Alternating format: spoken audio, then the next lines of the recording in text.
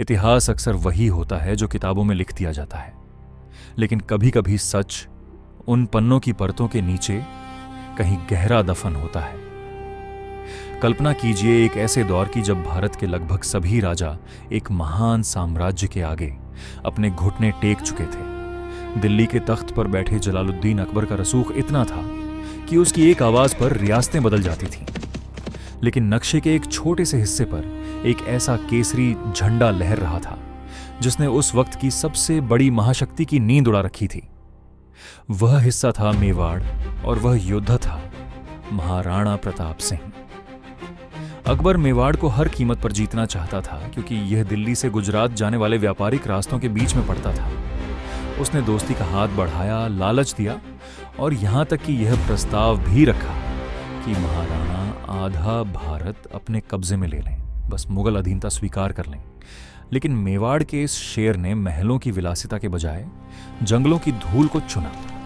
इसी जिद ने जन्म दिया भारतीय इतिहास के उस खूनी अध्याय को जिसे हम हल्दी घाटी के युद्ध के नाम से जानते हैं। जून 1576 की वह तपती दोपहरी, जब अरावली की पहाड़ियों के बीच खामोशी एक बड़े तूफान का इशारा कर रही थी। एक तरफ अकबर की 80,000 सैनिकों की विशाल सेना थी जो आधुनिक बंदूकों और अनगिनत हाथियों से लैस थी। दूसरी तरफ महाराणा के पास महज 20,000 योद्धा और कुछ वफादार भील साथी थे।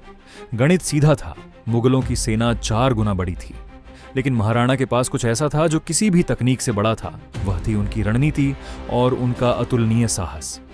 महाराणा ने युद्ध के लिए ऐसी जगह चुनी जहां मुगलों की तोपें और भारी सेना बेअसर हो जाए। हल्दी घाटी का वह पतला रास्ता जहां एक समय में सिर्फ कुछ ही सैनिक गुजर सकते थे, वहां संख्या बल नहीं बल्कि जिगर मायने रखता था। जब युद्ध शुरू हुआ तो वह केवल 2 सेनाओं की भिड़ंत नहीं थी बल्कि स्वाभिमान की लड़ाई थी। महाराणा प्रताप का शरीर आम इंसानों जैसा नहीं था। वह 80 किलो का कवच पहनते थे और उनके हाथ में 81 किलो का वह मशहूर भाला होता था। कहते हैं जब वह हमला करते थे तो दुश्मन के पास संभलने का मौका तक नहीं होता था। इसी युद्ध के दौरान उन्होंने मुगल सेनापति बहलोल खान पर ऐसा प्रहार किया कि उसे घोड़े समेत 2 हिस्सों में काट दिया। लेकिन इस कहानी का सबसे भावुक और जांबाज किरदार अभी सामने आना बाकी था। वह था चेतक, महाराणा का वफादार नीला घोड़ा। चेतक सिर्फ एक जानवर नहीं था, वह महाराणा की परछाई था। युद्ध के मैदान में मुगलों को चकमा देने के लिए चेतक के माथे पर हाथी की एक नकली सूंड बांधी गई थी। जब महाराणा ने चेतक को मुगल सेनापति मान सिंह की ओर दौड़ाया तो चेतक ने वह कर दिखाया जिसकी कल्पना भी मुश्किल थी। उसने अपने अगले पैर मानसिंह के हाथी के सिर पर टिका दिए ताकि महाराणा सीधे वार कर सके। तभी एक भयानक मोड़ आया। हाथी की सूंड में लगी तलवार से चेतक का पिछला पैर बुरी तरह कट गया।